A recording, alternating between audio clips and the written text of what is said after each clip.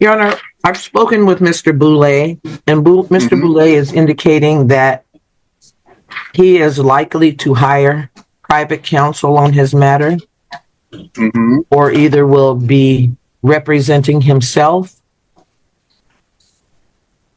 All right. I do not believe he's confirming for trial on the 3rd or the 6th or the 7th. I believe we will need to make new court dates. All right. So, Mr. Boulay, are you trying to hire a private attorney to represent you in this case then? Possibly, yes. Okay. Or my constitutional representative.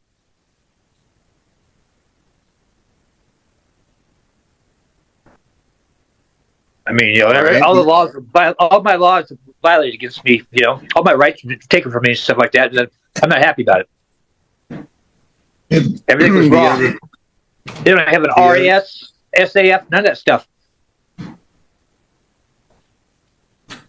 I mean, what they did was totally wrong. They assaulted me, incarcerated me, kidnapped me, and handcuffed my cousin, 65 years old, never been in trouble in her day of her life, and got handcuffed right in our house. They had no reason to come to my house. So, I'm not happy about this, and this is not going to go over easy for you guys. All right, Mr. Boulay, I'm going to set your case aside for you to calm down, take a breath, and be ready to address the court properly. This outburst grabs attention instantly. You can hear both frustration and confusion. Bull declares himself a constitutional representative. And from that moment, you know this won't be a normal hearing. It's the classic pattern, real constitutional principles twisted with personal grievances, forming a self-made version of justice that exists only in his mind. All right, Mr. Boulay, you still with us? Your Honor, I might temper my Mr. Boulay is a constitutionalist, and Mr. Boulay feels strongly that he would like to secure an attorney that can state his position to the court or either represent himself on this matter. I'm not sure if the court remembers Mr. Boulay, but Mr. Boulay was before this court back in December when I was in Arizona, and he objected to our trial dates being reset outside of his very important right to a speedy trial. At that hearing, the court indicated that the court actually set January court dates for our confirmation and jury trial dates. Those dates somehow slipped between the cracks and were not ever attended. Subsequently, this case was reset now for February court dates. But I can represent to the court that Mr. Boulay has, from the inception of his case, strongly noted his opinion about not continuing his trial dates. I believe they may have been continued more than once, but they were all continued for what the court found was good cause. However, Mr. Boulay did not agree with the court's position on those matters. He is obviously before the court now, and I just wanted to give the court a little backstory on Mr. Boulay's representations to the court today by just letting the court know that he is what I would term a constitutionalist. What the public defender says here is revealing. She calls him a constitutionalist. That word often signals someone who truly believes the court holds no authority over them. This isn't just defiance, it's a belief system. To the court, it's obstruction. To Bull, it's identity and principle. Okay. Yeah, Mr. Boulay, what I want to know is what you want to do about representation, whether that's Ms. Rowe, another attorney, or yourself. And in light of that, how does that affect the trial dates that we have set for you for March 6th? It affects the discoveries get here. and all that stuff, because once I get my discoveries and stuff like that, I'm gonna just send a motion in here on dismissal, first of all. And as far as me getting an attorney, that'll take me probably a year, because I'm on Social Security disability. I get peanuts. I get saved for an attorney. It's going to take at least a year to save for it. So you're better off I go myself. But I've got a constitutional attorney for us, and I'm going to get him, hopefully, to come take care of it for me. Are you there? Oh. Yeah, Mr. Boulay, I can hear you. Okay. I mean, I didn't ask for any continuous time. I don't know what happened in January. I never even heard of January. So I have never. Yeah. I mean, is there an SA? Excuse me, sir. Is there an SAF filed at all in those paperwork? I don't know what you're referring to. Reasonable articulate suspicion that I committed a crime. If they don't have that, do they have an SAF in their report?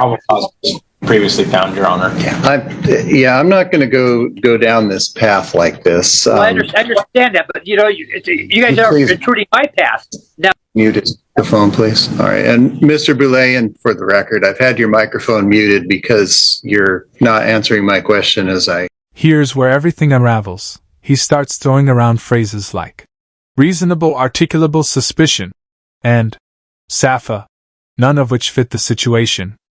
It's classic sovereign citizen language, legal jargon mashed together to sound legitimate. Judges have seen it countless times, but for someone like Bull, it's a shield of illusion. He genuinely believes the law itself is being weaponized against him. Ms. Rowe, Mr. Thompson, my inclination is to leave this case set as is for trial on March 6th. I mean, what I'm hearing here, if I can distill it down to what's being said, is that Mr. Boulay is just upset about this whole thing, and he has an opinion about how speedy trial works, which is fine. I mean, in any kind of case, whether a person's characterized as constitutionalist or not, they might disagree with court rulings, they might disagree with their attorney's trial strategy, they might disagree with their attorney's characterization of what the law is, and that is fine and that is normal, and I don't think that's any kind of obstacle to trying a case. But it is important that if those are the facts and there is such a disagreement, that the individual with that disagreement comport themselves in the proper way in court so that the case can be tried, and legal issues that may have been laid down and decided during the course of the pretrial hearings can be properly appealed if the outcome of the trial is adverse. But I don't think it gets us anywhere to try to address Mr. Boulay's legal concepts and concerns. That's your job, Ms. Rowe, to present his legal case to the court. He's not free to, as a person who's represented, he's not free to also represent himself as an attorney and present his own legal theories to the court and argue them. So at this point, he's been previously advised of his rights. He's elected to accept appointed counsel from the court. It is the eve of trial, which is set on March 6th. This case has been continued previously for a good cause as found by the court. Engaging in this kind of discussion at this late stage, which appears to be nothing more than satisfying an intellectual position that Mr. Boulay has, is just what I perceive to be a mechanism to delay and extend the case. His most direct answer to the question that I asked him was that he would take at least a year to try to find an attorney. I don't think that's a realistic option in any way. So at this late stage, it would be inappropriate. It would not serve the interest of justice to allow Mr. Boulay extra time to hire a different attorney from you, Ms. Rowe, nor would it be appropriate to let him represent himself. And he's clearly not prepared to do that. And any request that he may be making to do that, I interpret as just a way to try to delay and extend the proceedings instead of going to trial. So I am going to mark this case down as confirmed for March 6th at 9 a.m. for trial. Watch how the judge handles it, calm, measured, and firm. This isn't anger, it's pure authority. He draws a clear line between real law and emotional chaos, refusing to be pulled into pointless philosophical debates. That's the key. Sovereign citizens thrive on distraction, but the judge keeps the courtroom anchored in reality. I have a right to who defends me. I don't want her to defend me. I've never even talked to her. I talked to her before they gave her continuance because she went out of state for Christmas. That was them who gave the continuance. The second continuance, I didn't even know about it. I didn't ask for any continuance whatsoever, and I don't want her to represent me because we don't even have time to prepare for the case because she hasn't even talked to me about anything. Nothing. This is the first time. It's the only time I talked to her is when I come on to Zoom. It's the only time I talk to her. Other than that, I've never talked to her, and I don't have to accept her for my legal representation. And I was talking. I was being kind of a smart ass about the 1 year because the money I make right now for disability is very, very, very little, and so it means I'd have to save to get an attorney. So that's what I meant by a year. I don't want to wait for a year. I want this over now so I can get my lawsuits going. Yeah, well, this case is going to be resolved by trial, and that's going to commence on March 6th. Well, what too? You're going to try me without it? She's not going to have her represent me. Miss Rowe is your attorney in this case. No, I didn't.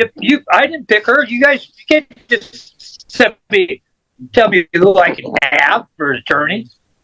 Your Honor, I think it would be important to remind the defendant that it's not trial by Zoom either. He would need to be here in person.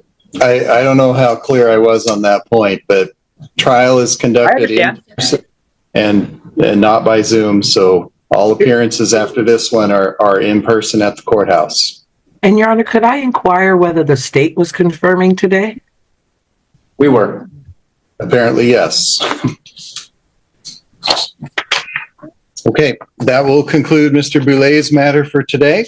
And I believe that will also conclude the calendar.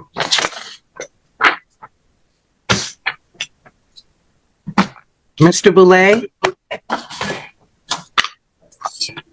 I will be calling you. Yeah. I will be calling you on Monday. He can't tell me that shit. He can't tell me who I can have for an attorney. At this point, it's no longer about the case, it's about control.